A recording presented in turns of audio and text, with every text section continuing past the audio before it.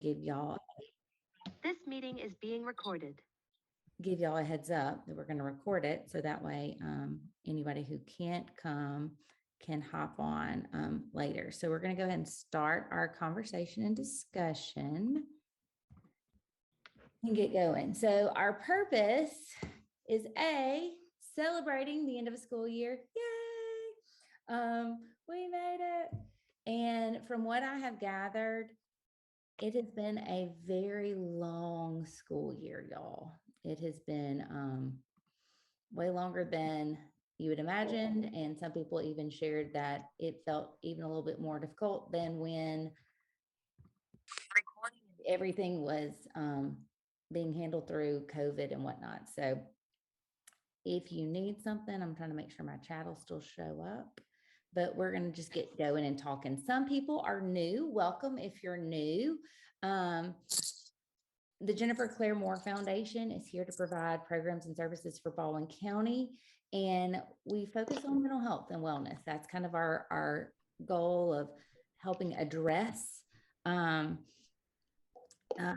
I love it. It was a long year. I think it was because it was the first full year since COVID. Yes. It was definitely an adjustment and a lot of things going on.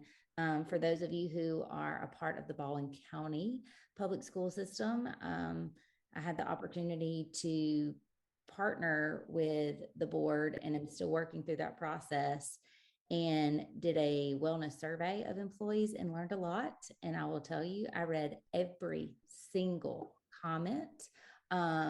All 894 of the comments that people felt the liberty of sharing and review data from 1,564 people. So I appreciate it if you participated with that, because it really helps me better support and guide and create a little bit of a opportunity for you all to say their cups are full. There's only so many hours of the day. We need to do a review and assessment on that. So just to let you know, I know it's been a long year, and I'm so appreciative of all of you spending your Tuesday after a holiday with us this morning. So our mission is to be there for people, and we're expanding that even beyond our students and starting to engage in some adult wellness, which has been exciting. But as we go through this morning, I want to hear from you all. So I kind of want to do a 21-22 review, talk about 22-23 preparation. We're going to talk about things that are going to happen in the fall, things that are going to happen in the spring, and just kind of create a plan for success. Many of you have already completed your partnership application. Thank you for that. So if you're new to our program, that kind of gave you a little bit of an overview. We're definitely going to carve out some time for those who are new to the program to have some conversation. But as we look and talk about last year, if you want to share in the chat, or if you want to unmute and share, but we'd love to know the highs and lows, your favorite part, your least favorite part, conference, jubilee, anything. So we're going to kind of start on that left column, but want to hear back from you what your favorite things were, what your least favorite things were, how we can better support and be there for you, what we can do. So anything about just the overall year, highs and lows.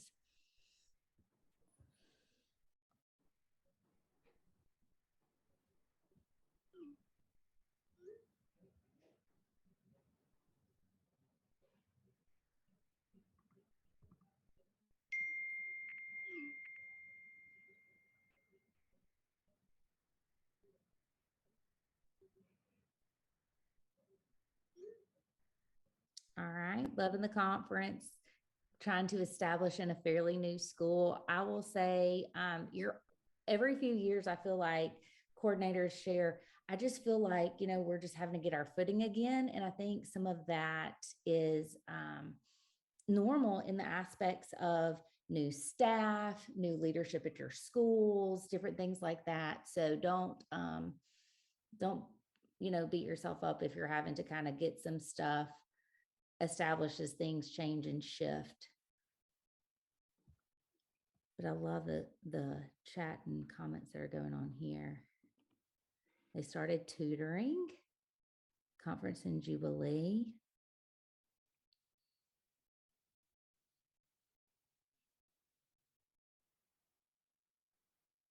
establishing and working in a new school now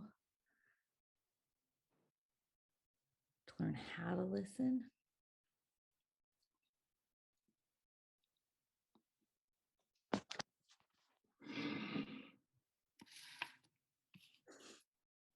Students getting to interact with others.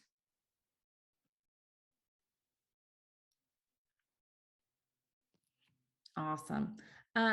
When you look at your program as a whole, I would love for y'all to share with us like any kind of feedback or opportunities that we can to make things better. I know I get sometimes an email that says, "Hey, I saw this in a lesson," or "There's a grammatical error." That's embarrassing. So please tell us about those if you see one. Sometimes we're reading things and we know what they're supposed to say. And so don't want to put anything down and have misused a word or had a comma error, which seems to sometimes happen. So please share any of that with us as well. The peer helper materials core lessons, we did go from 6 lessons to 5. I'm really trying to build a good solid like boot camp style training to where you have a good full day and then can come back and practice the other aspects of that. There are some role development training in there. So for those of you who are sharing, you're starting tutoring or different kind of mentoring components with your program, utilize those tools and resources, those skills and lessons. That's important. We do have campaigns. I don't know if y'all saw that. And that's kind of a full long week, 2 campaigns there that you had the opportunity to use. The portal's there for assessing and logging. I will share that I do get some calls and messages and things from our district sometimes, and they just kind of want to know how people are doing or what they're utilizing. So sometimes I know you're working and doing things, but you didn't have the opportunity in the moment to kind of key that in or put those, oh, yep, we use those lessons, or, oh, yes, our students are working on this. So just working on establishing more of a consistent sharing of what you're doing. And for us, the portal is a lot of that. It is a good communication tool for us to be able to see in a collective manner, kind of an ongoing survey of the needs and things our students are facing. Path lessons are aligning well with other curriculum, which is awesome. The wristbands, getting the opportunity to spread those out. World Kindness Day, being a first year coordinator and learning.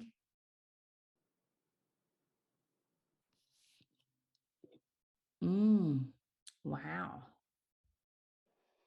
I see that's an iPhone to everybody, so I don't know who that is, but having, doubling your applications is pretty exciting.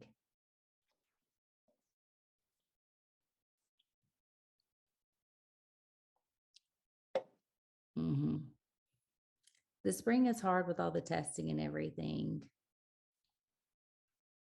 Oh, we're glad you're liking it.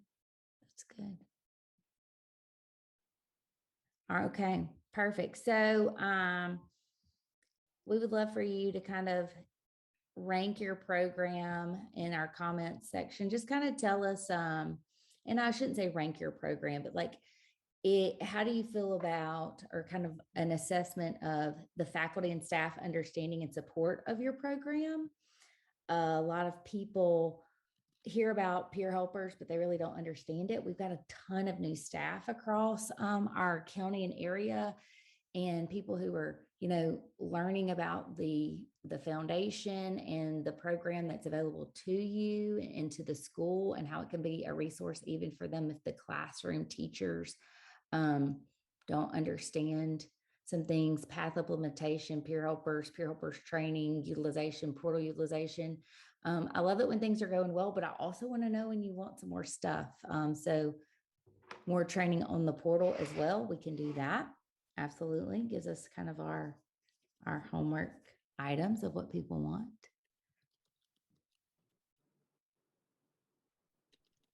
Students are now logging. That's great.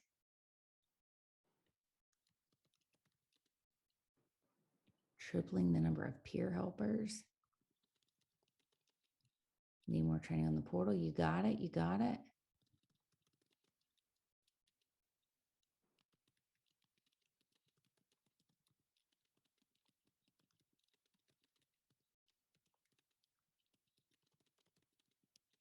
Okay, so a suggestion about the Jubilee.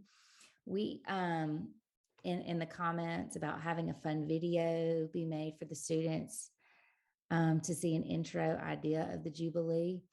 That is something we can do. We also talked about having the peer helpers utilize their phones, maybe make a TikTok video or whatnot, do something positive and share their feedback the day of before they leave. So we can kind of just have those little testimonial clips so that can support and share what they learned, having the opportunity to come together, just the different things that they share that they enjoy and benefit from. So definitely wanting to build some positive energy around that. So a promo video, video feedback day of would be good too. Suggested to us a while back. We do try to respond in a timely fashion if we can. Oh, the posters, great. Glad you're utilizing those and seeing, getting those on your campus. I certainly want to provide those leave behind tangible things.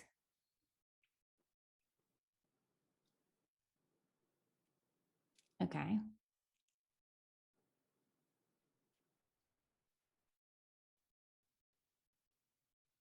All right. Wanting to expand or change your program to include more 7th graders at a middle school. So we can talk about that, Leanne, for sure.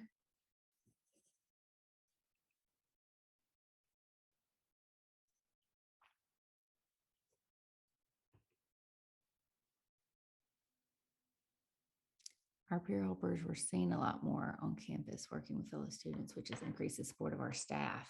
Robert Still High. Yes. When people see that they benefit, I hate to say it like that, but when they see that they can call on support or they're gaining something, it really does gather some great information. If you have more that you want to share with us and you want to send a private email or something like that, please don't hesitate. But we love to know how we can better support you guys. If you have not submitted your partnership application for next year, please do so. It helps us as we plan. We work on budgeting things, just our whole overall scope of what we do. Lets us kind of know how many t-shirts are going to be requested, even if you haven't submitted your t-shirt and lanyard request yet. But having all that is super helpful. ACIP this year. Yep. Getting your peer helpers visible with what matters to administration is great. And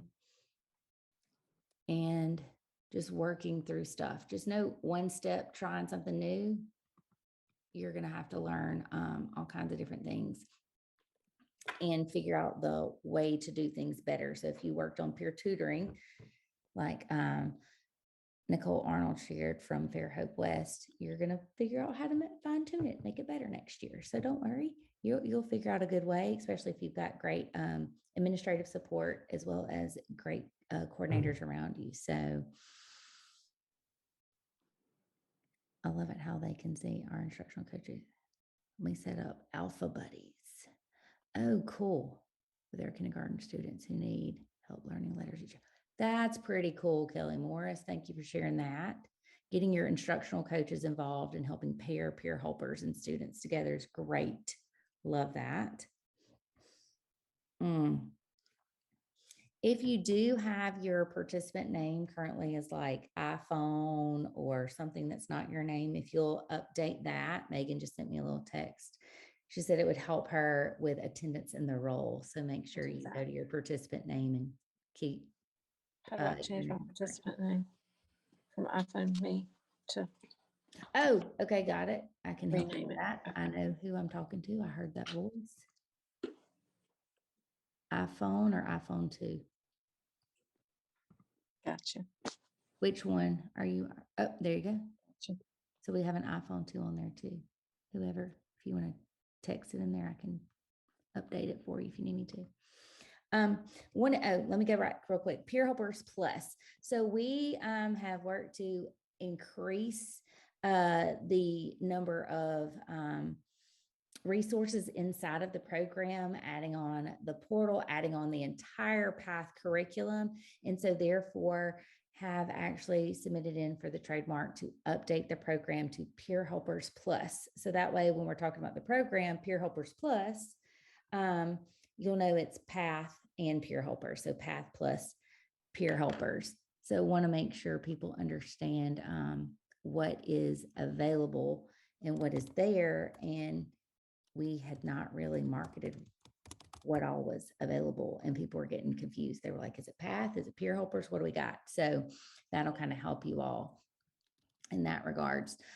Will there be new posters this year? No, we don't have any new posters this year. If you did not get posters because you're adding a new school, we can get those for you. We can also get you some more of the Peer Helpers posters if you need that. So if you need particular posters, Pam, let us know what you're needing, but the PATH posters are going to be the same for a few years. So we're not going to change those out every single year. But if you need particular ones, let us know what you need, and we're going to be happy to do that. I know some of the peer helper posters were blank, or it was utilized for filling in your application and things like that, of announcing, hey, there's applications and so forth. So let us know what you need, and we'll be happy to get them for you. Okay. So you did this past year get your posters for peer helpers, your PATH posters, t-shirts, wristbands. And from what I can tell in comments, people are enjoying that, and that went well. So that's good.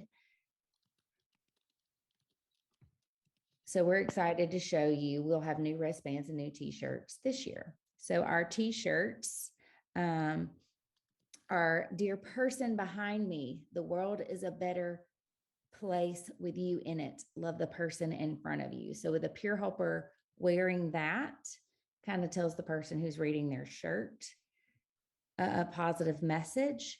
And then VIP is our wristband for a new campaign that will be coming out for elementary as well as for middle and high schools. And it talks about everybody's a VIP. There is a value in people. And so we want just everybody to kind of have something positive to share and put out there. This is a good thing to be able to have and provide to you all. I'm glad y'all like this shirt. Glad you like the shirt. Really wanting something neat there. So Megan is really talented in finding quotes and stuff like that. And so when she saw this shirt, she was like, wouldn't this be great for peer helpers? And we just said, yes. On the front of the shirt, it's very similar to what is typically on the front of the shirt, which I don't know if you can see the front of my shirt right now because I can't see me because I'm trying to see all you guys, but there's really mainly names there. A few faces. Can you see that? That's the front. We really don't change the front much. So that way it is for the peer helpers to wear. So just wanted to share that with you guys. So you know it's coming. Jubilee. Love getting the feedback, especially this year, having the students fill out the surveys instead of just having coordinators fill it out on behalf of their students. It gave us some great dialogue. But we will be doing some things a little bit more. I love the promo video idea. That was a great idea. And we do want to kind of encourage students to do a little fun group video, something like that when they get together before they leave. You could even have it, you could even do it on the bus or whatnot, you know, but we want to make sure that we have some good feedback again from them. Regarding shirts, we have a deadline coming up of what, June 15th, Megan, is that right? And then we have another one that comes up on September 15th each year. So that way we can get in your shirts, hopefully mid July-ish, and have them to you for registration days or different events or whatnot. And then for those who select their peer helpers in the fall, we just need your shirt information by mid-September. And that way we can get that order and get that in as well for you all as soon as we can. You're welcome. So Jubilee, we are working on some dates. I do feel confident enough to tell you it will be in November. And it will be back at the wharf because they have the staffing and availability for us. And Premier Cinema still does not in Spanish Fort, even though that's more centrally located, logistically a little bit better for everybody, especially if you're coming all the way from like Pine Grove and, way in the north part of the county. We definitely acknowledge and understand that it's a hike, but we were just having to work with the best available location we can. And I think they accommodated us and did a really great job. So we are appreciative to still be able to provide that. So once we have the dates confirmed, we'll let you know. So we will still be doing the elementary schools on a Wednesday, and we'll be doing the middle and high schools on a Thursday. So we can have that there. Megan said, if you need posters, please send me an email. Let us know which ones you need. If you need all, we're happy to get those for you. We just need to know. So Jubilee, we're excited to bring that back to you guys. I've already told you, save the date, gave you the information. We were hoping to have the exact date for you by today, but I don't know. We still haven't gotten confirmation because we have to wait for the local people to talk to the regional people and all that kind of jazz. So we're just waiting, but they were very nice and accommodating. So we're excited to still bring it back. November 2022. We can tell you that part. We can tell you it will be back at the wharf at the AMC Classic there. All right, last year, we had a student kind of outreach positive event going on. We had brought in a few people, worked on getting to all 8 high schools in Baldwin County, and also working at Coastal Community College, having a live event there. Needless to say, that did not happen that way. We got told, no, we are not bringing everybody together. And in our high school settings, and we were like, just the 9th grade or 10th grade, it's fine. But ended up doing a recorded event, and recording events are just not the same as live events. You don't get the energy, you don't get the interaction. But we did have some students come from Robertsdale Elementary School and come over and participate during the recording as we did an elementary event. And then we did have some students from CF Taylor come over and participate as we did this in the production TV studio at South Baldwin Technical Center. So I don't know if those even got aired or put out there, but they are available. So we're happy to get those links and send those out to you guys and let you know if you want to watch them or have your peer helpers watch them and take pieces of that video and incorporate it into a message or something that you can.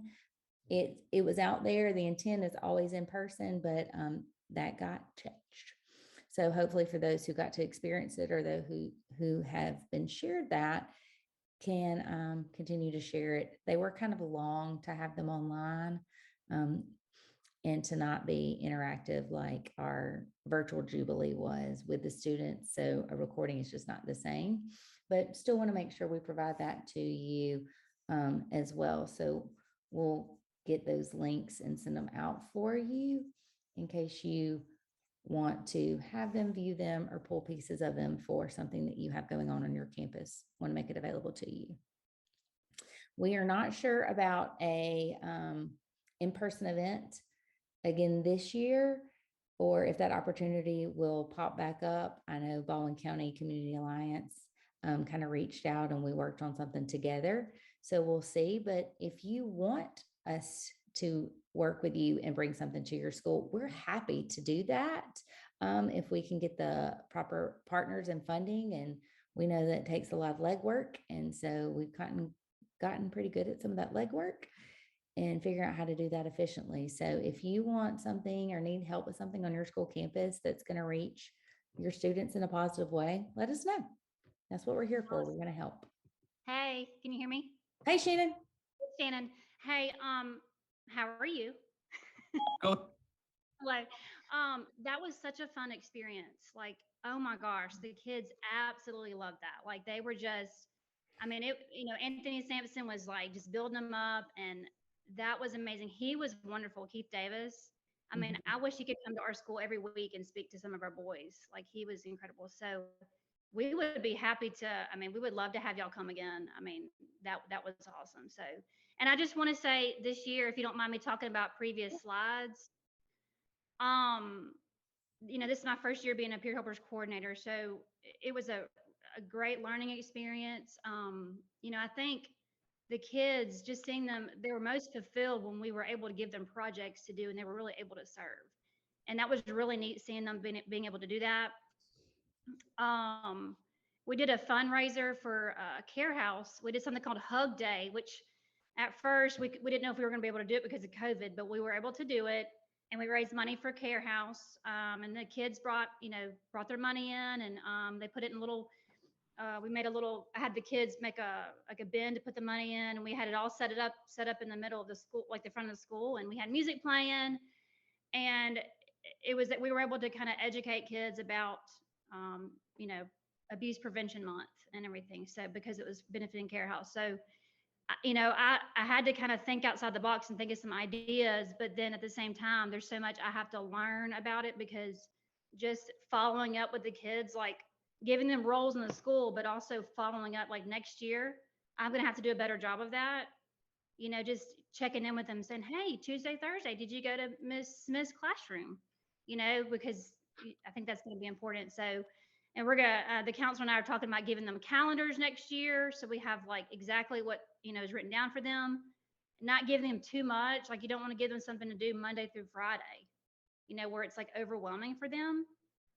But, and we just selected our peer helpers. So last year when I first came there, I didn't know the kids at all. I didn't know anything about them. And we had to select peer helpers, and I didn't know if they had any behavioral issues, something like that. So that was a challenge, but we decided to select them a few weeks ago. And so I had been with them all year. I knew exactly if they've had discipline referrals, if they were disrespectful, or if they were very great helpers. So that's been cool. We've already selected our peer helpers. So at the first day of this, we're going to train this summer. We're going to train our peer helpers like in July, at the end of July, and then we're going to have them on day one of school help. I noticed last year the kindergartners are like, a lot of them come in and they're just crying and they're so sad to be leaving their parents, their families. So we look forward to being able to have them help the kindergartners coming in, that are just having that separation anxiety from their families. So things like that. The kids love the Jubilee. Specifically, they love the presentation on autism. And and that's something I've been thinking about lately. There's a show on Netflix right now. It's called Love on the Spectrum. I don't know if anybody has seen that.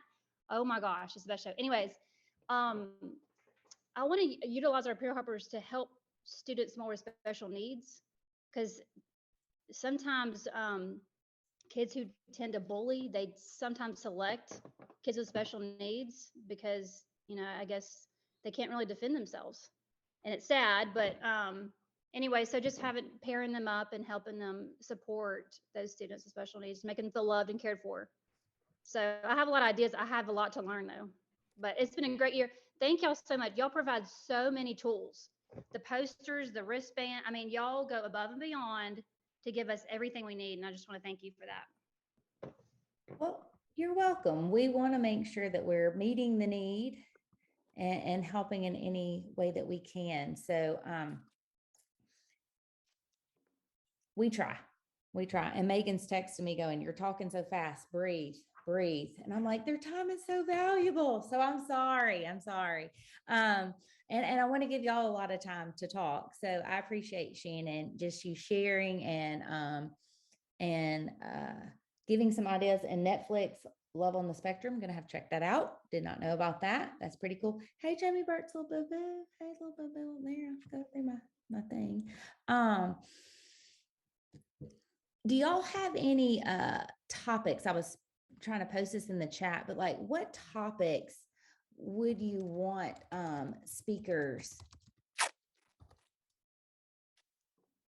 to come focus on? I guess is the right word. I'm putting this in there so that way I can have it. Okay.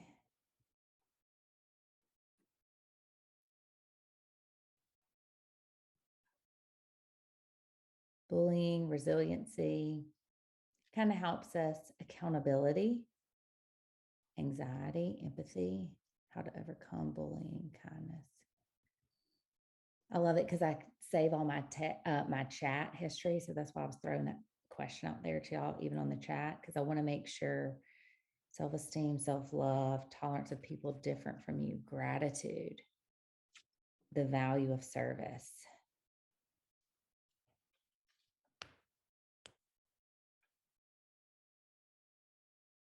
Kindness for yourself.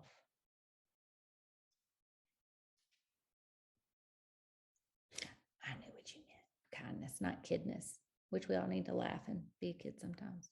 Anxiety, fear, worth,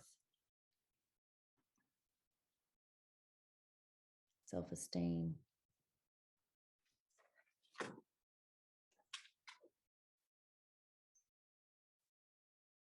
If we were able to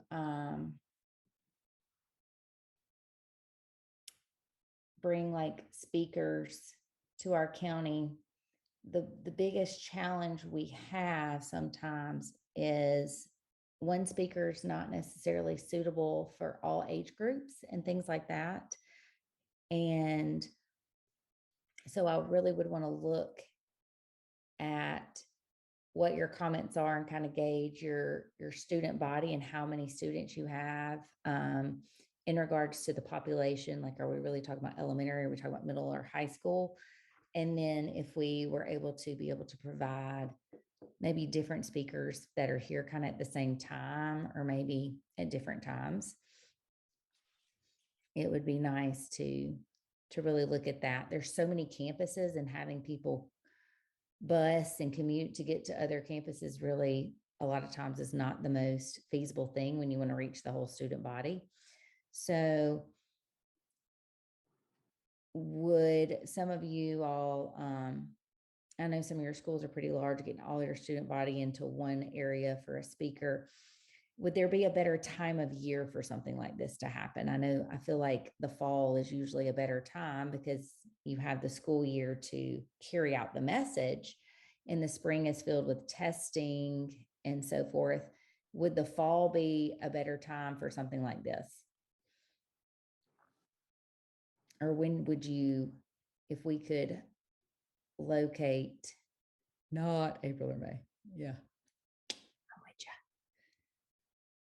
But would it be something that maybe the fall, maybe January? I don't know. I'm just trying to think. Fall or winter. Got it. January is always very calm. November.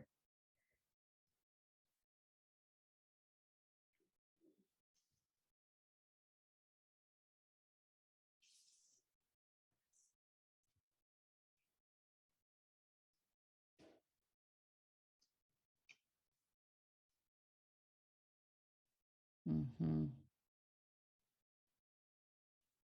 Claudia, thank you for sharing that about even high school students on the spectrum, and having PR helpers learn how to identify them and be able to speak to them better. Mid to late January, fall, winter. Fall is good. Fall, winter. I know starting back to school is a little hectic, so I would not be thinking,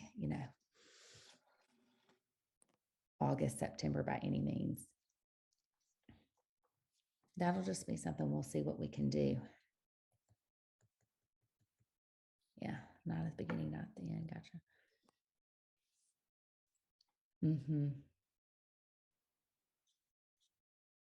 I love it. Keep it coming in the chat box, guys. I really appreciate your feedback. Really, really appreciate that. Okay, so let's talk about conference. Again, your surveys and feedback, we listen, we read, we respond. I mean, it's how we even were able to secure one of our Jubilee speakers by a recommendation from the feedback there, hearing about different things. Just to give y'all the full story, let me back up just to hear a bit about this year's conference. We never intended to have a conference in November or over a holiday. We were intended to have our conference the school year prior and have it in, February like we typically do. However, between COVID restricting a lot of travel and face-to-face engagement, and then throwing Hurricane Sally in the mix of that, the hotel wasn't even able to accommodate us. We would have had to shift somewhere somehow anyway. So for us, we have to be a good steward of our donor dollars, and we would have lost 50% of our contracted amount, which is quite substantial, if we did not have it in the same calendar year. So we had to move our event from February to the fall, and then work within their available dates, because they had to move everything from the spring pretty much to the fall. And so it just happened to fall where it fell.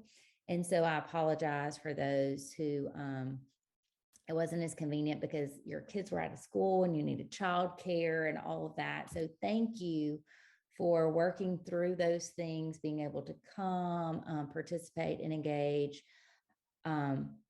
We definitely added some self-care components and are really focusing on not just our students' mental health, but guys, we want to focus on your mental health. What do you need?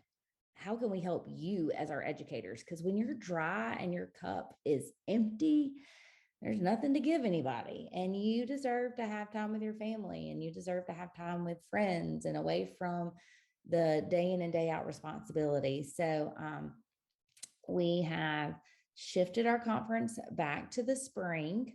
I'm going to say spring versus winter because of the dates we were able to get. And we are modifying the calendar and the actual agenda a little bit based on a lot of the feedback and things. We don't want to interrupt other things that are going on. And I know that there are other professional development going on in the fall, in November, like large counseling conferences and things like that. So many of you are pulled to go to 2 different places at the same time. And so we don't want to, of course, impede on testing and other things as well. But we are also creating opportunities. We are keeping the mental health matters, and it all starts with you as our theme, informing you, equipping you, and caring for you so that you can in turn care for others. We are offering the same conference twice. So you can go to conference A, which is Monday and Tuesday, or you can go to conference B, which is Thursday and Friday. And it is the 1st of March. And so that way we've kind of gotten out of the gloomy weather a little bit, gotten into a little bit more of the sunshine experience. So for those of you who participated with me and had sunrise yoga, it was a little chilly. Maybe it won't quite be as chilly as it was this past year, though it was a very awesome experience to have that. This will hopefully also help with subs. As we know, our subs are hard to find sometimes and secure. It'll give people the opportunity to maybe have a sub for some schools the beginning of the week and be able to go the end of the week. So we know that you've got to figure out when you want to come. We still ask that you select a roommate. Doesn't need to be more than 2 people in a room. You know, some of you are what I call having a slumber party, and we're so appreciative financially, but we also don't want you to all be scrambling for the bathroom, and that's not a good day when you're starting that way. So, 2 people in the room is great for 2 nights, or if you want 1 night, we understand that as well. And that way you can kind of flip flop and swap. We are going to offer youth mental health first aid in the middle on that Wednesday. That way the hotel can kind of clean and turn some rooms. Our conference registration details are going to be coming out soon, but I wanted to share with you that we're also going to do 2 full days. We had a lot of responses of, it would be great if I could just get another breakout or 2. This is the kind of information I need, I want, I value, and really could take on a little bit more. So we're going to offer 2 full days. That way, everybody can have those opportunities. They'll have breakfast for both of those days. We'll have lunch for both of those days. We are going to address the mini chair massages a little differently. There will be a gatekeeper. If you're not signed up, you got to go. No cutting in line. Didn't think that would be an issue, but learning that was an issue from a lot of feedback and stuff. That was not the intent, but we can work to modify and correct that. And our registration should go live on Monday for this. Please know we want you to go ahead and register if you know which days are the right ones for you. Okay. We are going to send out an email because there's going to be one registration link and you're just going to have a discount code. It's going to discount it 100%, but want to have a discount code for Baldwin County. So just know that that is going to come out on Monday. All right. So if you are a calendar person or you want to have an alarm or alert, say, oh, I might want to check my email on Monday and register real quick. Shouldn't take you but just a few minutes. You're not having to pick out any sessions or anything. You're just kind of helping us know your days. Clearly, some of you may want to wait until you get back to school. So that way you can request that time or coordinate with your other coordinators at your school to all go to the same conference. That would be certainly advisable. So just know that it's going to come out live. We're going to block a good portion of the rooms for Baldwin County and then kind of go from there. The sooner we have your information, the better. But we are going to do 2 full days. You'll see that every meal is going to be a buffet downstairs. Our dates again, sorry, so I just asked that. Our dates again are March 6th and 7th, Monday and Tuesday, or March 9th and 10th.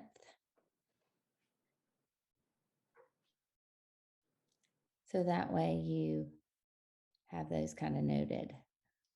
But we are going to do 2 full days and we're going to do our keynote session to set our tone first thing on day 1 of the conference. And then that way we can go to breakouts. It is a lot to get the room turned and lunch and so forth, and having a buffet will make it to where it'll be a little bit easier to handle and do. Just sharing that with you guys. Be on the lookout.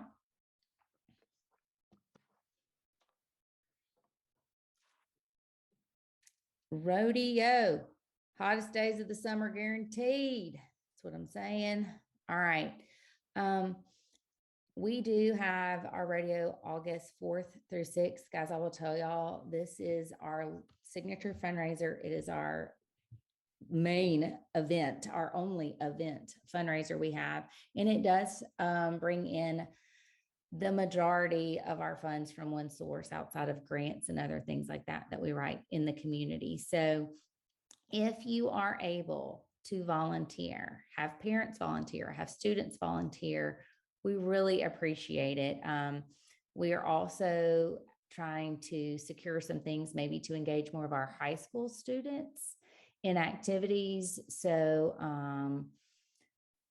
working on some things that might be fun in the what I call pre-rodeo time frame of that 5 to 6 to about 7:30 at night time before rodeo starts each night at 8. So we'll share once we get it confirmed or have different things, but definitely want to let you know about that. We do have a pre-rodeo day where we need volunteers from all over the county. If you have parents or people, we stuff our sponsorship packets that day. We have posters and rack cards to pick up and deliver. So this is a great thing for our high school students, especially to get involved with. They can come to Foley, to the Baldwin Mutual Insurance office. at 315 East Laurel and grab some tape, posters, rack cards, and then go back towards their community and start dropping off, taping them up. And they just kind of send us the list of where all they dropped off. So we have that information. So July 13th is a pre-rodeo time. And then we do have August 4th, 5th, or 6th available for rodeo. There's another rodeo time that we or opportunity we have, and it's the Monday following rodeo, and it is what I call cleanup day. We normally have about one or two schools that sign up for that. So if you want to do Monday after rodeo, we need you. We appreciate you. We love you. Let us know, because we have to pull everything down, and it just takes a few hours, but we knock it out, and many hands make big work much lighter. So thank you. What is the youngest age grade level for volunteering at the rodeo? We have most of our elementary students. When you think about those kind of things, at the bouncy houses or the tattoo places and things like that. So I would say, fourth, fifth, sixth grade. I mean, we have students that young who are helping and participating and doing different things like that, passing out fans, being greeters. So I would say about 10 and up usually. Sometimes we have some younger ones, and that's been fine. We definitely don't like little kids assisting in parking or anything of that nature. We want them way inside and over to the walking around only area. Doing color sheets and things with kids are perfect. Can we bring our peer helpers to clean up? Yes, that is what I'm talking about. We want peer helpers to clean up for sure on that Monday after. So we appreciate them. I tell them they are going to get wet because we scrub banners and let them air dry and then roll them up and so forth. So we load tables and chairs and different things like that. You can see all of those things. You can go to the website and see on our rodeo page that we have volunteer opportunities to find the links and sign up for the pre-rodeo or rodeo events as well. Sorry, I'm checking my chat for a quick moment. Oh, yeah, Jamari Terrell Williams is mom, Monique, coming in October. Yeah, send us some information, Shannon, on when that's going to be. I would love it. Send us an email. That way I can have it and get it on our calendar. So we appreciate some help with rodeo. Poinsettias are another great thing. I will tell you that our only change in our poinsettia fundraiser is that there will be direct deliveries for 15 or more plants. In the past, we had kind of said 10 or more. So this will be for 15 or more. We are going to send you as coordinators a list each week of sales. So that way you can see what your school has sold. Going completely online, it was interesting because we had a few plants sale, and then all of a sudden they sold right at the end, which is very, very common because who's thinking about poinsettias in September and October? We're thinking about Halloween costumes and, what we're going to do for Thanksgiving. So wanted to let you all know that we are going to go ahead and get those poinsettia opportunities up there. Technically, you can have people order their poinsettias now if you wanted to, but we are going to cut off that fundraiser in November. But really from September to November, we kind of put that out there. So we want to make sure that y'all have that information. So we are going to send out weekly communication on who has sold and so forth like that, so we can get a good plan together. I know sometimes you have a peer helper who they've had lots of sales, and if we add them all up, it can be a lot of plants. And so it might be helpful for that parent if we directly deliver all their plants to their home. So we want to be very considerate of that. When you do have your flyer, make sure your peer helper writes their name on it, especially if they're like printing two on a page and handing them out. because it is amazing the amount of calls we get from, I don't know, I bought them from some kid in my neighborhood. It's usually an elderly person, I will tell you that, and they can't remember the kid's name for anything. So if you do have your peer helper's name and their school listed on the flyer itself, that'll be helpful. And the one we will email out to you, we'll make sure we have a note of student or peer helper name and the school on there. So that way it will help prompt that.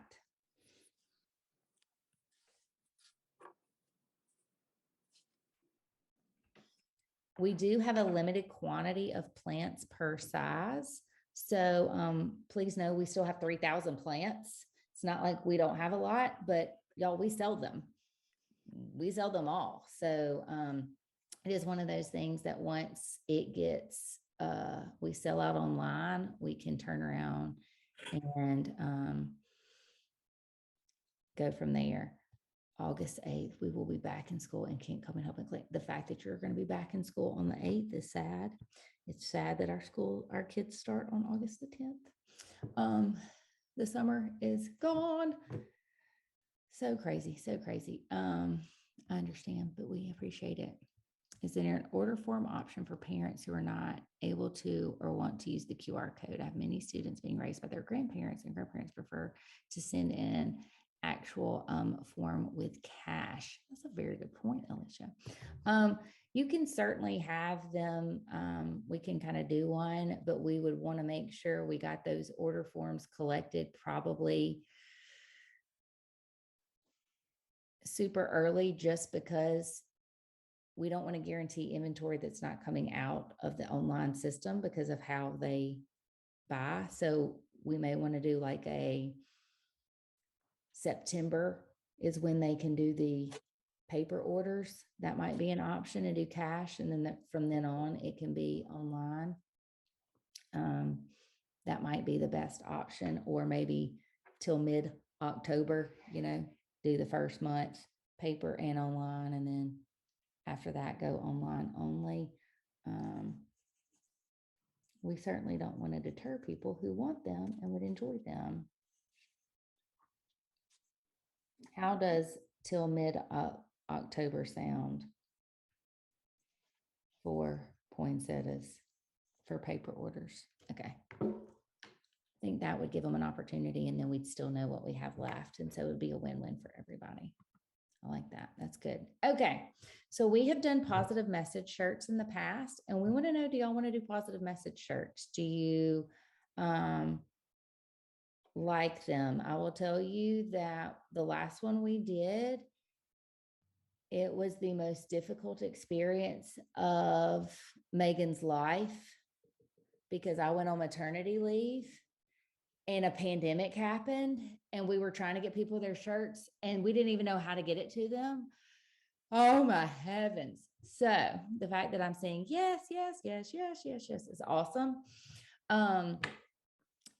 So we can work on some different ideas and send those out to you guys and say, here are some options. We can certainly do that.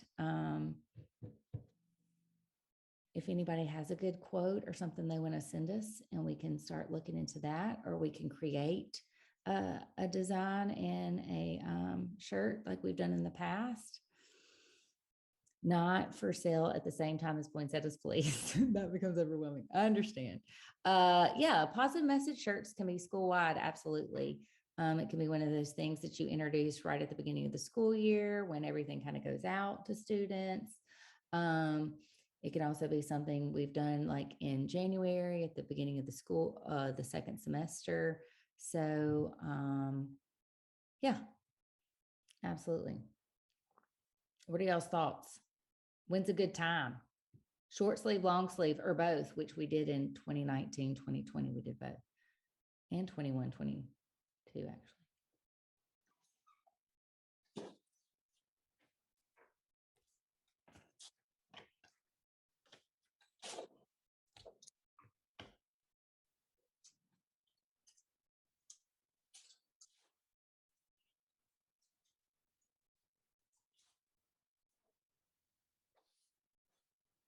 All right.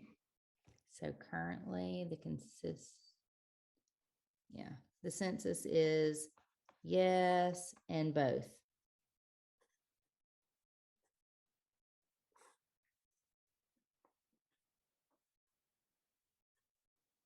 Cool. All right, if we can get these kind of done at the beginning of the school year, that would be good. Hard thing I will tell y'all is when it comes to shirts, some of the shirts, I mean, well, since COVID and generally, some things have been harder to come by. And so what used to be like a 2-week turnaround has turned into a 3-week to a month turnaround. So that's made it a little difficult.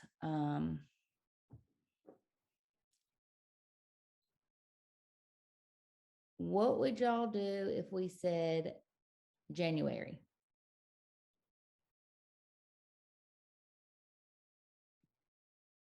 Allison, this is Alicia. I'm unmuting myself so that I can answer you better. I like it. Without our school calendar in front of me, it is really hard to say, do it this month versus that month, because just speaking for our school, we do a lot of options throughout the school year for our students to buy shirts. And as a Title I school, we have many students who they're not able to purchase all of these things at the start of the year. So I agree with what Nicole was saying. January is fine if we set a date early on. So for example, I do not work in the summer. Some of the people who are on right now will be working through the summer, working, they are 10-month employees or that kind of thing. So for some of us who are on right now, after we log off today, we are not probably going to touch any of this again until we actually get back to work. So in terms of sharing these dates and ideas and things like that with our administrators, because it's not solely up to me, it's a little bit tough to say which one is better. I like the idea of both, but I will say the poinsettias and t-shirts at the same time, I'm not a fan. That was too stressful. I tried that before and we just stopped at just the shirts. It didn't work for us to try to do both. And again, it was because for us as a Title I school, financially, a lot of our families cannot fully support as much as they would like to poinsettia sales and positive message t-shirts. Gotcha. Yeah, I know. And we don't want to, what I say, drain people. Sometimes it's somebody who wants a positive message shirt. They don't want a poinsettia. Some people want to do, I want everything. Some people are like, I can't do either. Not, do what works for you guys. For us, it's not necessarily a confirming of the date aspect. It's just the time frame. So that way we plan, and as of right now, we've put our positive message shirts online and you can order anytime. So that way it could be that, we can get it up there and y'all can decide when's a good time. We would just have to work on, how many initial shirts of what size we order, because we wouldn't order after the orders. We would actually have them in stock first. And so I know people are talking about sweatshirts and I'm like, okay, well, that's a different, we would have to look at all that to see what was feasible, because you don't want to overbuy and have all these shirts left over either. So, and I want to gauge inventory and turnaround and stuff for those kind of people too. But I don't want some people to get a shirt and say, well, I got it and we ordered it in January and I got it the 1st of March and I only got to wear it for 2 months. I also hear those comments too. So it might be that we just make it available and you kind of push the time that you want to do it. Or we kind of all just wait until January.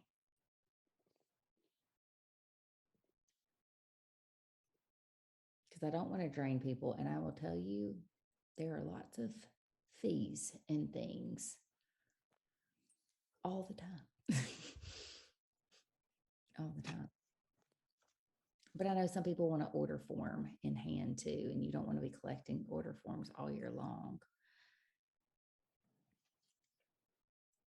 Oh, that's That's an idea, Amanda Blake. Having them ready at Jubilee for students to purchase first and then do a January push to where people can see them.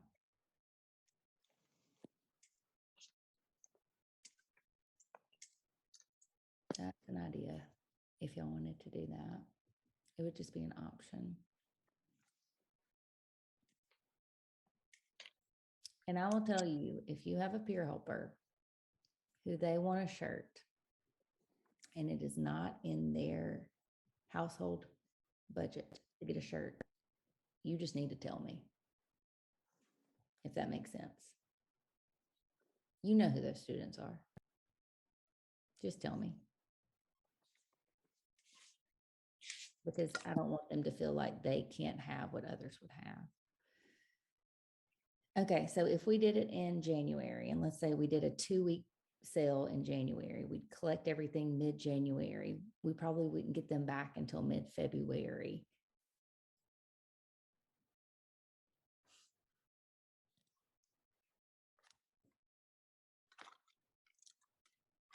Yeah, I don't want a kid not to have it.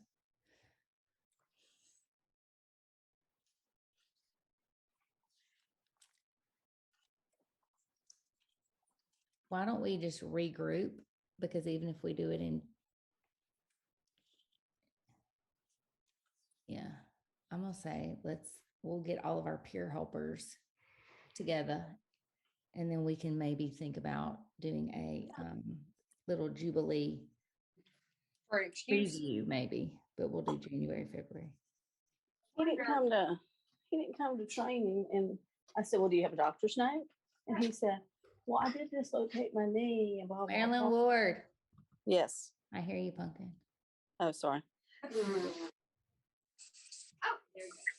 I love the fact that I know y'all like by your voices. I don't even see your face. I work on that really hard. Sometimes I'm like, hold on, I might call you by the wrong name and I don't mean to. Yeah. We'll kind of regroup, and we don't want to overwhelm people, but the fact that people enjoy them and they want it, and we can kind of look and decide. And I will write down the sweatshirt. Don't worry, guys. We'll look into that. So, all right. So Peer Helpers Plus, it is actually a Thriveway program, our sister organization, because they are able to continue to update and provide more and more and more, which is super cool for us, but it is funded and supported by the foundation. So if anybody gets confused, which we have happened, they'll say, no, I don't understand. Now, what's Thriveway? What's the foundation? So for those of you who are new to our program, and I know there are a few of you out there, I don't want to talk around, but that's an option, but that might be at the same time of poinsettia. So I don't want to overwhelm people, Claudia, but that is an option. Can we order them in November, ready to go in January? Possibly. Or at least have a batch of them ready. Peer Helpers Plus is now our program name, and the Thriveway is our sister organization that makes it available to more schools outside of Baldwin County, so that way we can support and provide opportunities for those outside of Baldwin County and be able to truly provide a better program for ourselves, be able to provide posters and wristbands and all those good things and continue to grow our efforts. But the foundation does fund and support the Baldwin County area in our schools. And I say area, but the whole county. So not just Baldwin County Public Schools. We're here for schools, period. Kids, youth, homeschool, private school, public school, it doesn't matter. They're kids, and we want to be there for them. So just to kind of do a little brief recap for some of you, and we're going to talk about some tools and things, because I noticed earlier when y'all talked about portal training, I was like, we're going to talk about a few of those things. We are here to provide an equity piece. It's called PATH, Prevention and Awareness for Total Health. This is our school-wide comprehensive prevention curriculum. It also has SEL components, which is a great kind of 5-domain castle model for social emotional learning, because our behaviors come from our emotions and our social skills and environment and our awareness and self-awareness. So all of these different components kind of come together in our PATH curriculum. We do have a kindergarten through 12th grade curriculum for that. Now, your peer-to-peer support component is your early intervention, your student level support. The way we can make people relate and connect is great. We have our portal, which is our curriculum and data collection piece. And then we have coach unlimited support. So for y'all, Megan and I are here to help you in any way that we can. And coach, I know that that's a unique term, but we were like, how do we say cheerleaders without pom-poms? That's kind of the way we feel like we are. We want to be here to help and support and encourage and be there for you. So if somebody has another name for cheerleader minus the pom-poms, that's what we are for you guys. We're not really here to coach the way traditional coaches are. The whole methodology of the Peer Helpers Plus program is to help reduce the number of at-risk students and who need crisis intervention and support. Unfortunately, in the entire state of Alabama, we're not the top of the top, we're the bottom of the bottom when it comes to mental health services and resources. We just don't have the volume and the facilities and the traditional tools we need to combat the crisis. So we have to work diligently on meeting things and supporting people before we get into crisis mode, if we can help it. So that's kind of why our methodology is the methodology it is. I do like this quote: coming together is a beginning, keeping together is progress, but working together is success. And so our program is not a virtual program. I know people hear about the portal and they're like, oh, it's a software. No, it's not a software-based program. That's just where you get tools and that's where you share successes and needs. That's what that is.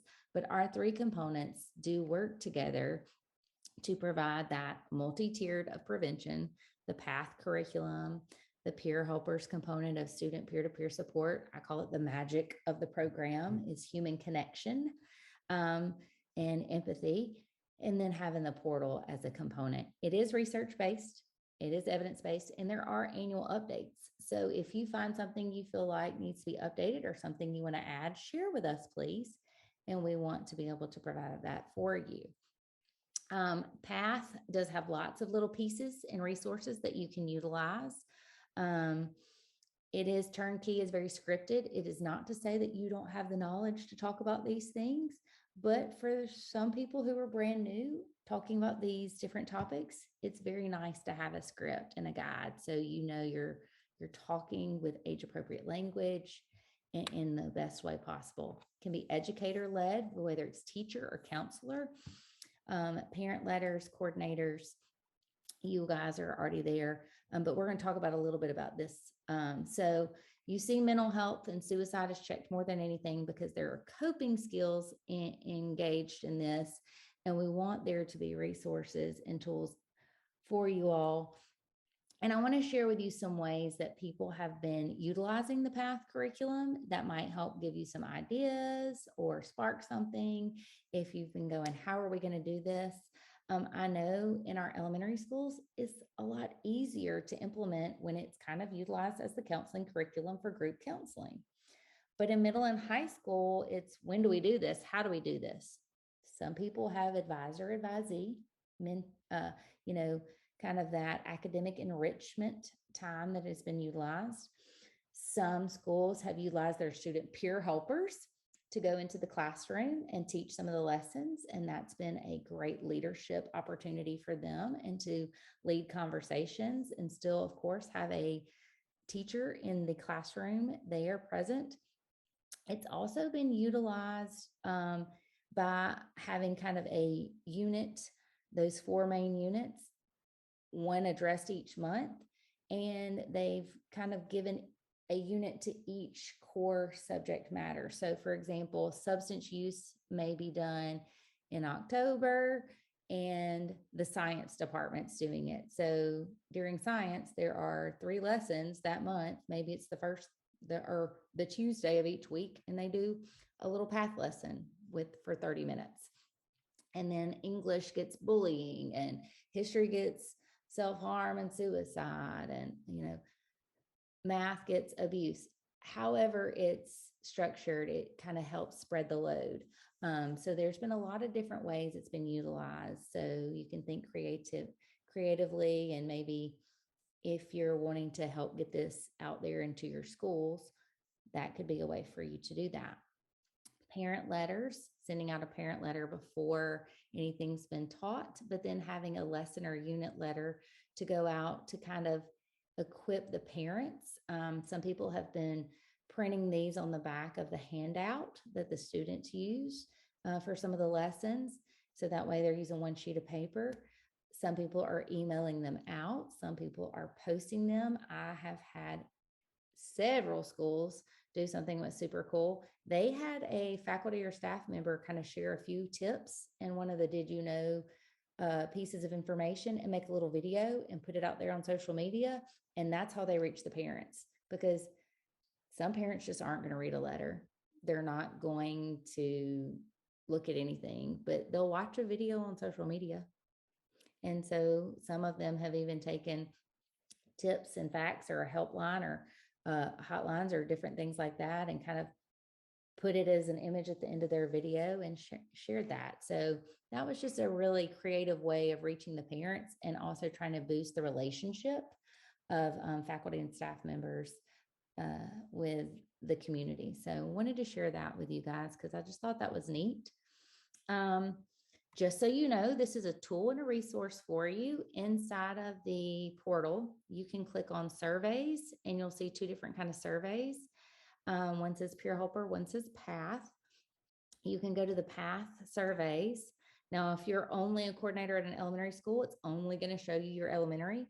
If you're at a middle or high school only, it's going to show you just that. But if you happen to be at a school that has multiple grade levels, and has more than just elementary or middle and high school, but it kind of overlaps, you'll see both. But you'll be able to see there's a pre and post survey if you want to use this for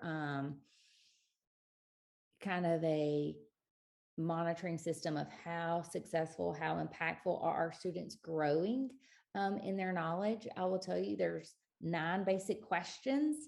It does ask them their gender, race, and grade level, those 3 federal programs identifiers, so we can kind of see, is it just a certain grade that's participating in the survey, or just boys and girls or whatnot. But it has 9 questions. 4 questions are on your prevention topics, 1 question on each topic, very age appropriate. Then there's 5 questions about SEL domains, 1 on each, and they kind of just rank those, how they feel like it fits. And it's the exact same question for the pre-path survey as the post-path survey. So that way you have the opportunity of sharing information collectively, looking at, are our students getting this, understanding these principles and topics? And it also shows, are we really, utilizing some of these things and getting some maybe helpful data in some of your planning. I had the opportunity to sit on a counseling and guidance advisory little committee this year, and they were talking about their goals and what they were utilizing and how they were getting information to be able to show that they are, working towards meeting those goals. And so I quickly shared about this, and they were like, we need to learn more about this. We didn't realize that was there. I was like, well, that's my fault. I'm so sorry. So we want to make sure you have this information, but this can be sent out to all students. You just click get the link, and it'll generate a link for you. You can send it out. You can generate a QR code, however you think it would be best. And then when you're maybe leading a lesson, or before the first lesson starts, having the students participate in that. It'll also give you a comparison survey of pre and post at the end. It'll show you a report. You can even download raw data. So it's pretty cool. But that is a resource for you. Once you click get the link, it'll ask you estimated number of students. It's just an estimate. I put 250 in this one. I like to put things out there in a way that are pretty clean. When the link generates, that's not a clean link. It's pretty big. So if you're able to email it or put it in a Google Classroom where they can just click on it easily, that'll be helpful for you there. But there is a different link generated for every single school, every single survey type. So it gets pretty long. The number of students, why that's important, it just kind of gauges what percentage of your population participated. So it kind of tells you, did you get as many as you thought you were? You can say, hey, out of this many students, we had this many participate. So just gives you something to kind of gauge when you think you're getting a good response. So I wanted to share that with you guys about the PATH curriculum and let you know that that's a resource out there for you. Peer helpers, there's a code of ethics. We really want every student and their parent to sign the code of ethics. That's kind of like the contract of understanding their role. And it's the integrity piece of the program and making sure people are getting trained. You determine how you want your students to support. If they're supporting one-on-one, if you have a student working with 2 or 3 students together, or a group of peer helpers working, whatever you feel like you need to do there. Just always remind yourself, we want a variety of students to the best of our ability. We want musical talents. We want, academic proficiencies in different grade levels. We want students who have had to relocate a lot of times, or maybe they have a disability. They've dealt with loss and grief, different kind of things in their home life, to where they can be a resource to a lot of different students, depending on the need. I truly believe there is good in every student. And so some students need the program, and sometimes the program needs that student. So making sure that you're giving opportunity to students who may need a place in their school, or are great leaders and have a following and have influence, but maybe they need an opportunity to shine and be somewhere of positive reinforcement. I think they can be the good, show the way by helping other students and just learning how to lend a hand and extending that opportunity and reaching out to someone versus knowing someone's upset but not saying anything. We want to help them understand. Our 5 core skills are listed on your screen. Referring is important. I think it takes a very strong person to ask for help and to realize when they've utilized their limits. It's hard for us to do a lot of times. So having that is pretty important to teach our students at an early age that you don't have to be the expert in everything. You don't know how to fix everything. You don't have to know how to fix everything. And sometimes things can't be fixed. We just have to deal with the situation and what's going on. So that's very important. I'm going to go back over here to the chat because I see a little activity. Shannon shared that I send the image of the parent letter and the teacher posts it in Remind. Saves me a lot of paper and ink. Great idea. Our students are required to get the ethics signed before they're officially a peer helper. Is it possible to have training materials in a printable version for students? All right, Alicia, can you unmute? Let's talk about that for a second. I want to make sure I understand it. I'm like, I see what you say, but what do you mean? So here's what I mean. When I use all of the training materials for my students, so we go through each of the core skills, we spend like a whole day training on those. Mm-hmm. And so I do print out some of those items, like when they are observing and listening to how each person is communicating with one another, and just giving feedback in that area. Mm-hmm. But the actual material for connecting, listening, understanding, is it possible to have like somewhat of a simplified, when you look at it now, it says it's written for me as the coordinator. Right. So saying I'm to say this to the students, and so it's more like a facilitator's guide, but maybe having one that the students could do, because if I do my own, it's some cutting and pasting, and I don't mind doing that. But I was just saying, if it's possible to have a student version where they can actually write in and actually my students keep a binder.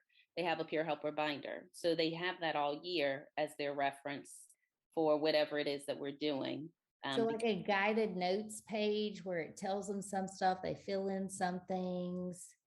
Yes, but yes, so that and just the basics of the connecting and listening. So it doesn't all have to be guided notes, but you get the idea, I think. Mm-hmm. It's like a recap. They can go back and reference it. Correct. Mm-hmm. That would be, I think my students would certainly benefit greatly from that, and probably all of our students would. It's their handbook to go back to and just kind of refresh for them, and they can show it to their parents as well. I just wrote down peer helper handbook. I was like, recap at a glance, guided notes, all that kind of stuff. Oh, that's good. I like it. I like it. I like it. I like it. Thank you. You're That's welcome. what I'm talking about. And then that kind of makes me think about, Shanna made a comment earlier about having a calendar. So if it had a calendar kind of component to it, if they had certain things or days. We use all of my peer helpers are in a Google Classroom, and we use the Google Classroom to communicate with each other and to keep track of our calendar. And anything that needs to be school-wide information, we send that to our administrator to put on the school-wide calendar. Oh, like it.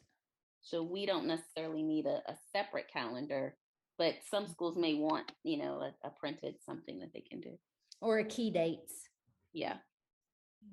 So that way they know, hey, this is coming up. Just a reminder. All right. I like it. I like it. Okay, cool. Thank y'all. That's what I'm talking about. All right. So a minute ago when I shared about surveys, there's a peer helper survey that once you click on it, it will pop up and say, just a reminder, your peer helpers must complete their profiles. So they need to put in, what their interests are, life experiences, their academic strengths and things like that. And then they'll show up in the list and you can click select all. As you can tell, I never show real data or information. So this kid's name is Starbright. And then you click send, but it will give them a small survey that just kind of assesses and lets them have the opportunity of saying how comfortable they feel with each of the skills. So even though I always say, I view a lot of our peer helpers as like pleasers. Sometimes they want to do well, they want to help, but they're nervous about saying, I'm not that comfortable with that yet. That kind of will let you know where they are. And I think that's a neat thing to know. Resource tool, use it, don't use it, but it's yours. Just want to share that it's out there for you. So the portal, it's the hub. It's got all kind of documents. It's got materials. It's got role development curriculum. It's kind of laid out where you've got those sub categories and titles and sections. So that way it's not overwhelmingly all displayed and jumbled in there. I think it's neat to be able to look at what your students have logged so you can kind of see the direction that maybe if you're bringing in a guest speaker, what you may want that to be on. What are your students dealing with? Letting that be a good guide for you. Really looking and seeing how many students were referred. And you'll find that you have some peer helpers that are what I call consistent referral people because they feel more comfortable in doing that, or they feel like they need to refer everything. And you can use that as a learning opportunity and say, this is something that did not need a referral, but you can always come and share with me. So you don't have to check referral to come talk to me if you want to share, but helping them understand the different things and situations are out there. It's your peer helpers only see what they put in. One day in Utopia, I would love to be able to say that there's an entirely different peer helper portal for elementary students versus middle and high, but we're not there yet. So I understand. I love having paper logs for students, and then they can kind of go in and record and do a date of what I call sharing. I want you to share all your information and what you've done with me. And this is how I can and see that. That would be something helpful. So this tool's out there. I want you to know that there is a My Assist on here that you can see. And My Assist is just for, we had some counselors and different people say, I really want to be able to track how many times I'm seeing a particular student, but I don't want it to talk to any other system. I don't need a report, but I just want to be able to put it in there. And that way, when I look at it, because you can name that student if you want to, but it's the exact same logs as a peer helper typically, for the most part, except for being able to put the student's name, but you can show, hey, the student has come and seen me this many times. So if you have certain situations or people or want to be able to show, you know, your level of support and what you've been doing, that gives you an opportunity to do that across that top menu bar of using My Assist. It's out there for you just in case you want to use that. End of year data. So we are going to be working on archiving all of the data in regards to your dates and check marks. It'll clear out assigned students, assessments, and logs. The only thing that really rolls over are user profiles. So when your students start back in August, you'll be able to say, I want to disable some students who are no longer peer helpers and things like that. So I can't tell you the exact time frame on when that's going to happen. Right now, we are working on kind of separating ourselves from the software company and having everything kind of in our possession so we can make changes and support it more efficiently. Sometimes their time frames have been quite excessive, in our opinion, on supporting it and managing things and keeping it up to date and fixing bugs. So we have not gotten that completely resolved yet. We started working on that back in November, and all good things seem to take a long time. So hopefully we can get that resolved in the next few weeks before we are back into the new school year. So if you want to take a screenshot or look at different things and want to know kind of when you did things last year, what your dates and plans were, please be sure to do that. I will tell you, after it archives, I can go back and pull things up for you if you need me to.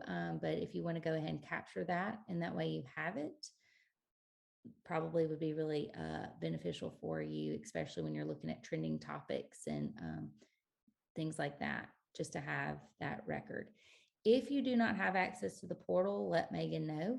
We can work on doing a really good new coordinator training or a update training. I also might be able to do some short little videos to be able to help you guys and just say, hey, if you're wondering how to do this, here it is in 2 minutes or less, 3 minutes or less kind of stuff. And that way you can access it whenever you need to. But we want to make sure you have the tools you need and are comfortable with the resources and things out there for you. So planning for success. I like this quote too. The key is not to prioritize what is on your schedule, but to schedule your priorities. So that's kind of a cool thing. We have, this program's kind of 8 programs in one. So that's nice to share with administration and things like that. Hey, this program has a lot of things out there for us and can help actually meet a lot of requirements that are already required for us. I always want to remind people, a good program, doesn't happen overnight. And sometimes, just like a growing, thriving plant, sometimes we got to prune it, invest in the roots, and then start again. So know that you can have that opportunity and do that. We are here to help you in any way we can. That's pretty much what it says. We try not to encroach on your time and know that y'all are very, very busy. For next year, can we have this end of the year meeting early in May? Yeah, absolutely. For us, it's learning what's the best time, which I've always been told there's never the perfect time. Um, yeah, the floors getting cleaned, waxed, and all that fun stuff. So we try not to overwhelm with testing, finals, graduations, all that kind of stuff, but wanting to reach out and be with you guys. So definitely we can look at maybe putting out some surveys of when would be good dates and stuff for you guys in the future, but trying to meet your need and have that out there for you as soon as possible. Just something to think about when you are making your plans for next school year. What are the real needs? How do we get to the root of the issues? How can we make the largest impact, but also how can we have meaningful change even in some lives? And so some of our programs are what I call campaign only programs. They are more of an awareness group. And I want to challenge you if you would say, yeah, that's kind of more of our program, to have some meaningful relationships and allowing your students to serve in more small groups or even on a one-on-one basis.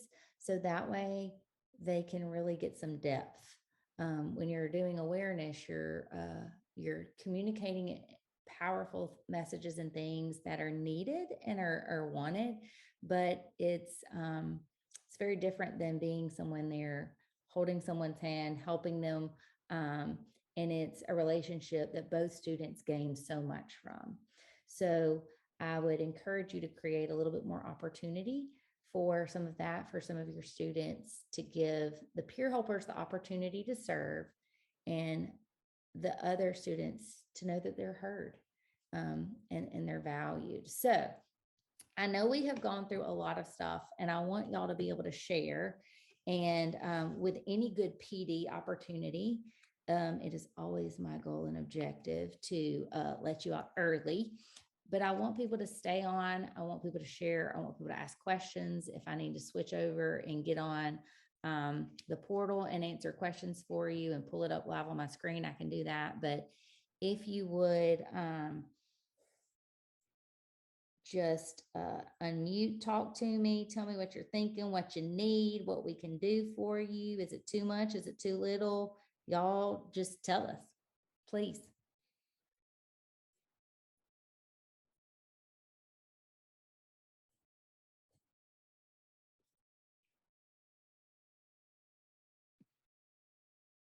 Hey, this is Alicia again.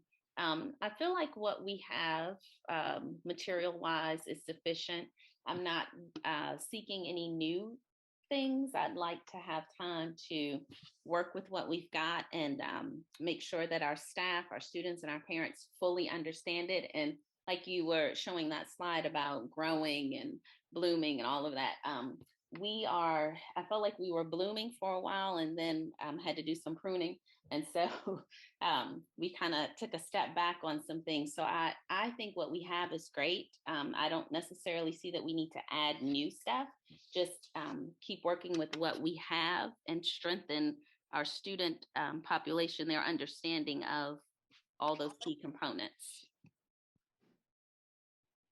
Cultivating what you got. Cultivate what you got.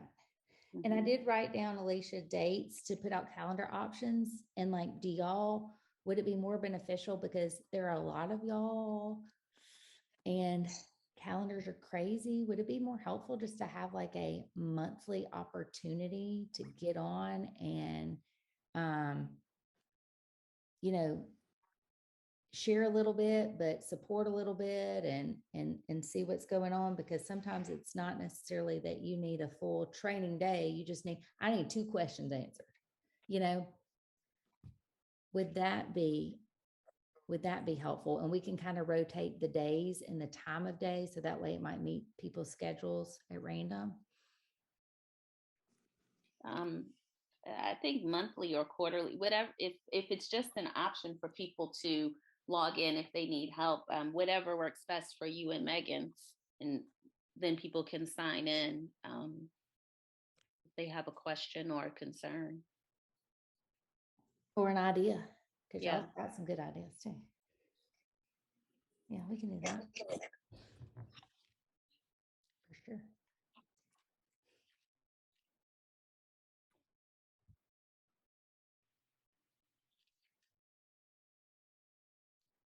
Got it. Love it. So I want to respond to something I see Claudia mentioned about some kind of demerit system. As much as I hate to do it, I have had to fire or release peer helpers sometimes because they they violated a school policy. And so I could not keep those students because to allow them to continue, sent a very different message from what the peer helper program is about. And I had students who would see those bad behaviors and say, well, why is that student a peer helper? And then they don't have trust to go to those students and talk about problems. So at the start of the year, I go over the contract and the ethics, and I do explain that if you break these rules, they kind of have a warning. You have like a probationary period basically, but depending on what that violation is. But I have had to let students go for things like if they instigated a fight, if they were intentional in that, they weren't trying to stick up for somebody, they were the ones who did it.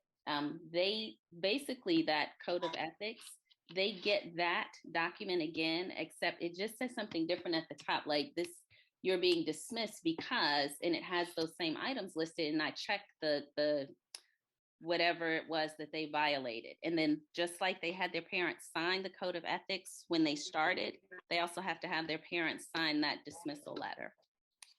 That's just something you can add if you want to. Mm. I'm glad that you brought that up, Alicia. Allison, what do you think about if a student gets suspended? If a peer helper gets suspended, do you feel like that's an automatic kind of dismissal from being a peer helper? Because we had a student about 4 weeks ago, a peer helper that punched another student. And so that's the kind of questions we wonder is like, is like, what do you do in those situations? Well, okay. You cannot be showing the way and think that showing the way is punching somebody. Like, I mean, if there's a suspension or something like that, that is definitely something you want to address. I'm going to share my screen with you guys. I was pulling something up for you, and Okay. want to make sure y'all can see this. Hopefully you can. So in the portal, and I'm trying to get my screen to show back up here. Okay, so I have, this is a hybrid school. I muted it. So it'll show everything. Peer helpers. It's so annoying. Hey, Hey guys, I know somebody. I was in my room. it's the birthday girl. Mimi's the birthday girl. Okay, hold on. Are these ready? It's for dinner. Oh. Okay. So I think that was handled. All right, sorry. So for elementary, under peer helper, under peer support implementation documents, there is a peer helper accountability document that kind of shows a performance review if you want to do a mid-year review or end of the year. But I know these questions are also coming from elementary.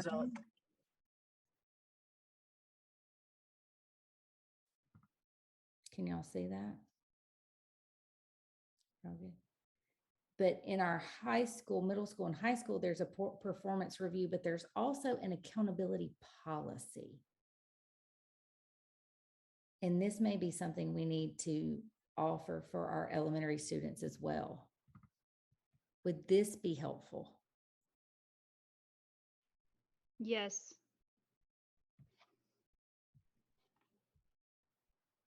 Mm-hmm.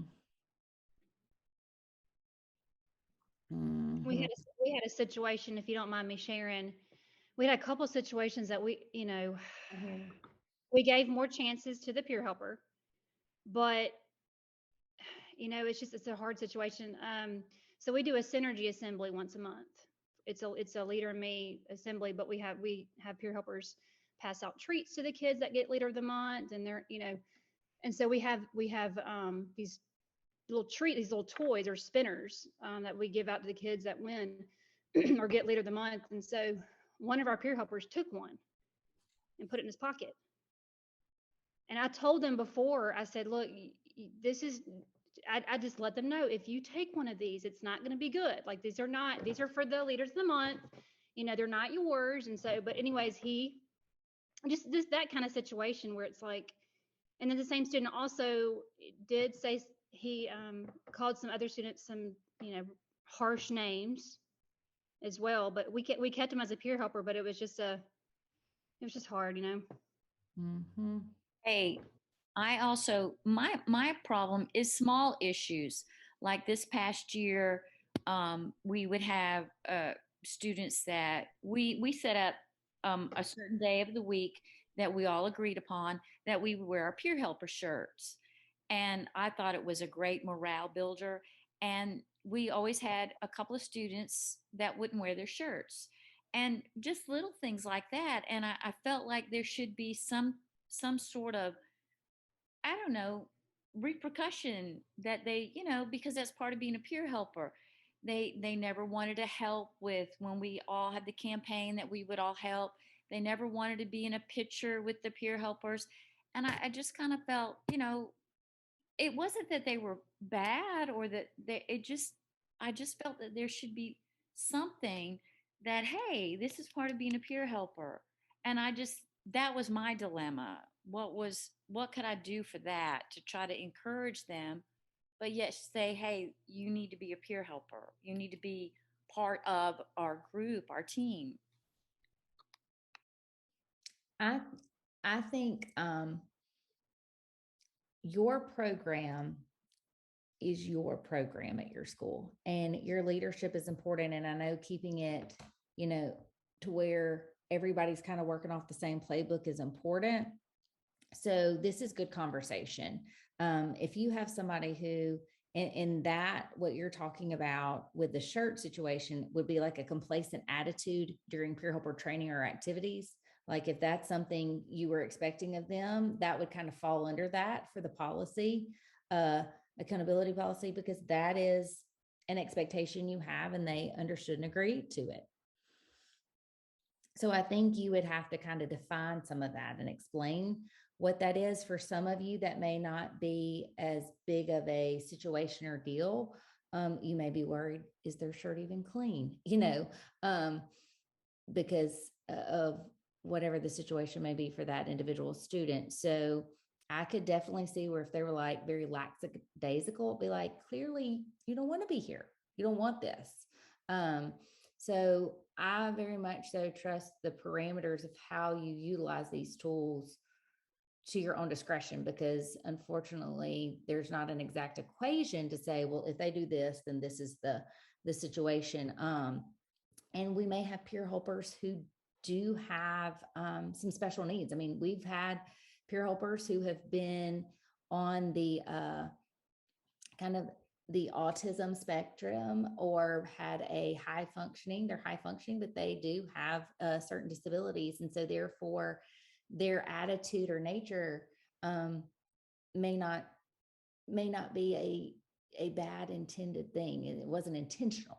It just was the way they were dealing with something, a behavioral situation based on those certain things. So you can have these mid-year kind of end of the year reviews with your students. I think that helps them with accountability, is understanding that what they do is valuable. They signed a code of ethics, but we're going to go back and review that code of ethics. How did you do? How did you perform? How engaged were you? So those are opportunities for you as well if you didn't see those. But we did not have this accountability policy in with the elementary, and I apologize. We need to put that in there for sure. And I like how you brought up, lending a hand, showing the way. I mean, there could even be a question there. Have you shown the way this semester? Have you lent a hand? Have you, and where they maybe have to write a little paragraph or something. And that's usually when you put the ball in their court, they'll say, well, no, I probably should have, like probably should have made this missed choice or whatever, but just bring it back to the motto of the program. Almost like a self-evaluation, a self-review.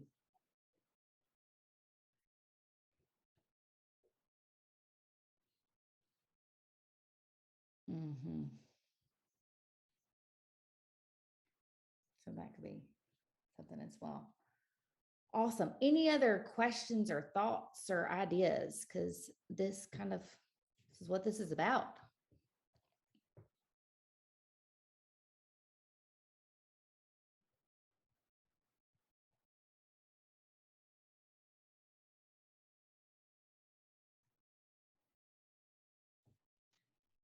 Just to kind of piggyback, can you hear me? I can. Hey, Jamie.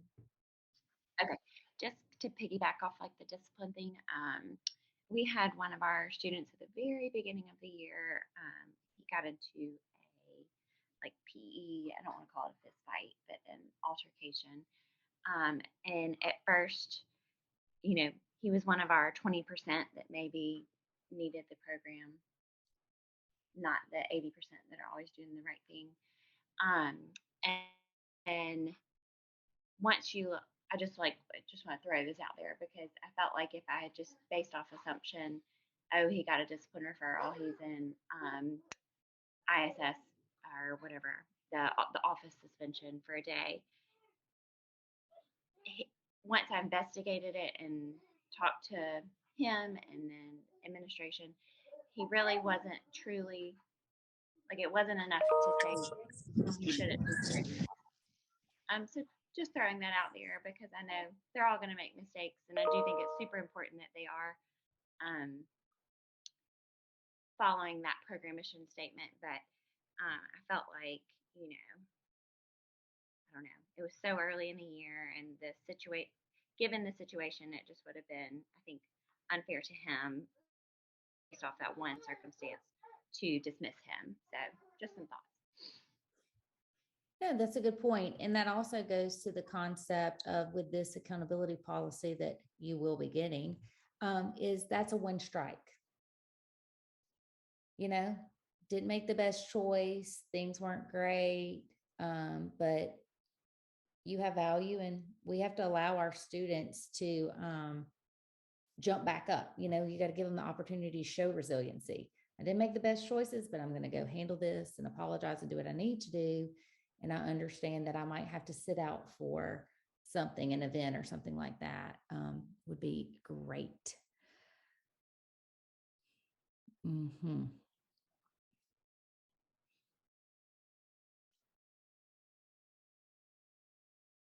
Betsy, we will send out a link and an email kind of recap so people can watch and catch up on some of this.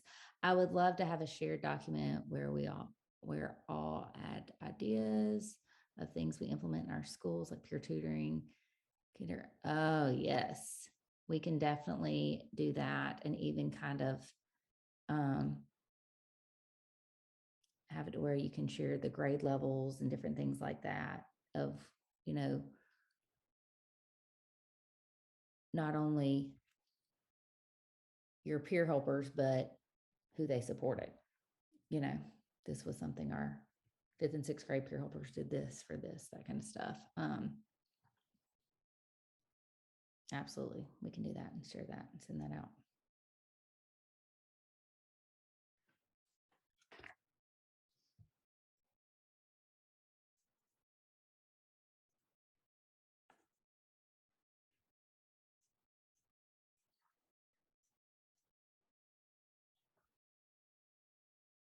Anybody else have anything they want to ask or add or share? If you want to,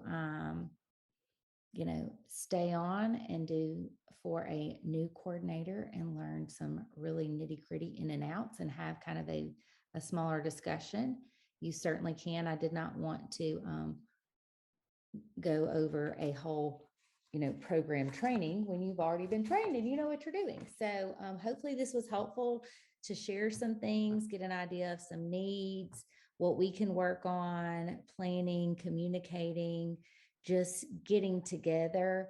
I hope y'all have an amazing summer. You get lots of rest. You do things that you want to do. Maybe a few things that you need to do that once you do them, you'll feel better. But I appreciate each and every one of you so much. And if you ever need anything, call me, text me, email me. You are loved by us so much because you guys get to do all the fun, awesome stuff with our kiddos, but you also are juggling a lot of the need. And we do see that. So everybody have a great summer. I'm not jumping off. I'm staying on. So if you want to have a smaller conversation, you can. Take care. Be good to yourself.